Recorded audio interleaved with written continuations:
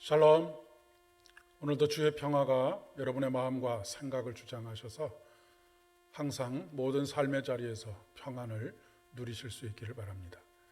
오늘은 데살로니가 전서 5장 12절로 22절의 말씀을 중심으로 해서 성숙한 그리스도인이라고 하는 제목으로 함께 은혜를 나누고자 합니다. 오늘 우리에게 주시는 하나님의 말씀은 데살로니가 전서 5장 12절로 22절까지의 말씀입니다. 형제들아, 우리가 너희에게 구하노니 너희 가운데서 수고하고 주 안에서 너희를 다스리며 권하는 자들을 너희가 알고 그들의 역사로 말미암아 사랑 안에서 가장 귀히 여기며 너희끼리 화목하라. 또 형제들아, 너희를 권면하노니 게으른 자들을 권계하며 마음이 약한 자들을 격려하고 힘이 없는 자들을 붙들어주며 모든 사람에게 오래 참으라. 삼가 누가 누구에게든지 악으로 악을 갚지 말고 악으로 악을 갚지 말게 하고 서로 대하든지 모든 사람을 대하든지 항상 선을 따르라. 항상 기뻐하라. 쉬지 말고 기도하라. 범사에 감사하라. 이것이 그리스도 예수 안에서 너희를 향하신 하나님의 뜻이니라. 성령을 소멸하지 말며 예언을 멸시하지 말고 범사에 헤아려 좋은 것을 취하고 악은 어떤 모양이라도 버리라. 아멘. 데살로니가 교회는 사도 바울이 불과 2-3개월 정도 머물면서 세웠던 교회입니다. 이스라엘 땅에서 사도 바울을 죽이려고 작정하고 온 유대인들이 이곳까지 몰려와서 소동을 피우는 바람에 더 이상 머물고 싶어도 머물 수 없는 그런 상황이 되었습니다. 그래서 결국 사도 바울과 실라는 베레아로 떠나게 되었던 것입니다. 하지만 이스라엘 땅에서 온 유대인들은 사도 바울에 대한 악담을 퍼붓고 험담을 함으로 말미암아서 부정적인 소문들을 퍼뜨렸습니다. 그리고 그 일로 인해서 데살로니가 교회가 적지 않게 흔들리는 상황이 벌어지게 되었던 것입니다. 이로 인해서 사도 바울을 반대하는 이들도 생기게 되었고 더 이상 지도자가 없는 교회를 떠나게 되는 그런 일들도 발생하게 되었습니다. 이런 소식을 먼 곳에서 듣고 있는 사도 바울의 마음이 어떠했을까 생각해 봅니다. 안타깝기 그지 없었을 것입니다. 당장이라도 달려가고 싶은 마음이 왜 없었겠습니까? 그런데 그들 중에 중심을 이루고 있는 성도들은 데살로니가전서 1장에 있는 말씀처럼 마게도냐와 아가야의 모든 믿는 자의 본이 될 정도로 불과 2-3개월 정도 사도 바울에게 지도를 받고 성령의 은혜를 누린 사람들인데 아가야와 마게도냐의 모든 지역에 있는 사람들에게 칭찬을 받을 만큼 본이 될 만큼 그렇게 믿음이 훌쩍 자라 있었던 것입니다.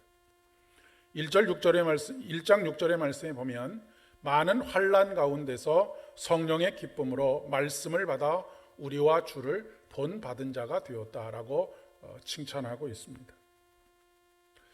달리는 말에 채찍질을 한다라고 하는 말이 있지 않습니까?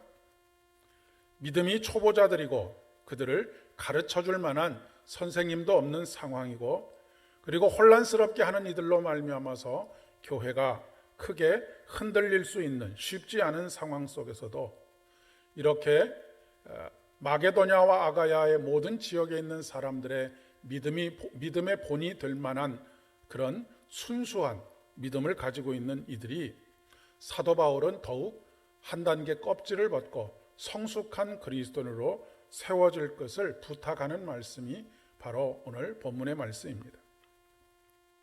우리 신앙은 매일매일 일신우일신 해야 합니다. 1년을 믿은 사람과 10년을 믿은 사람, 10년을 믿은 사람과 20년을 믿은 사람의 신앙이 똑같아서야 되겠습니까? 매일매일이 새로워져야 한다라고 하는 말씀입니다. 예수를 믿고 구원을 받는 것에 만족하고 거기에 머물러 있는 신앙, 그저 교회를 왔다 갔다 하는 신앙에 머물러 있지 말고 성숙한 삶으로 나아가야 한다는 것이죠. 이것을 의롭게 됨, 의화, 그리고 거룩하게 됨, 성화, 그리고 영화롭게 됨, 영화의 과정으로 한 걸음 한 걸음 내디뎌 가는 믿음의 모습을 보이는 것이라고 할 수 있겠습니다. 성숙한 삶이라고 하는 것은 오늘 말씀에 보면 12절의 말씀에 수고하고 주 안에서 너희를 다스리며 권하는 자들을 너희가 알고 또한 화목하라 라고 권면하고 있습니다.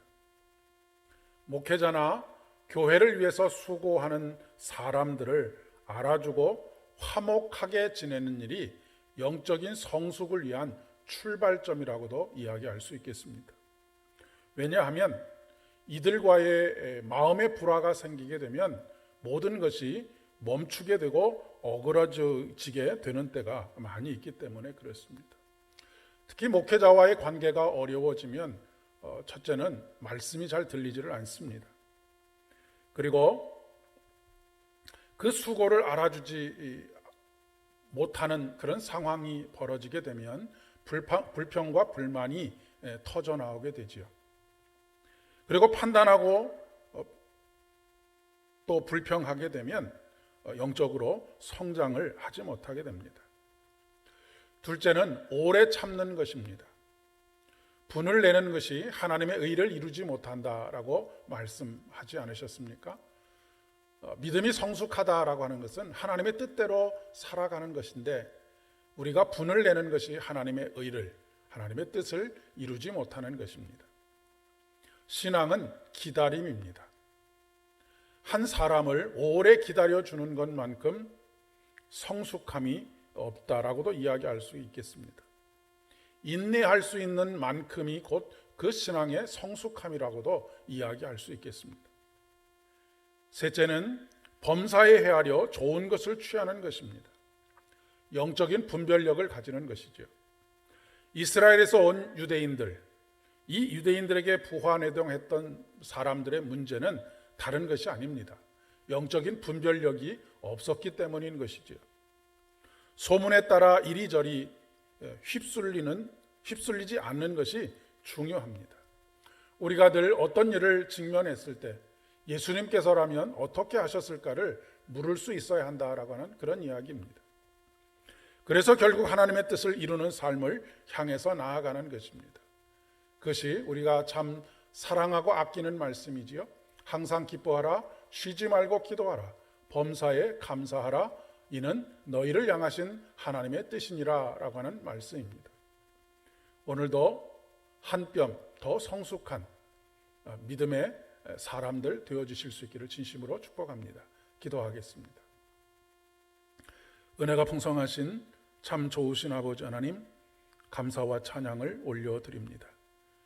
오늘도 새롭게 하시는 주의 성령으로 말미암아 어제의 껍질을 벗고 새로운 나로 주님 앞에 설 수 있도록 더욱 성숙한 그리스도인으로 설 수 있도록 도와주시옵소서.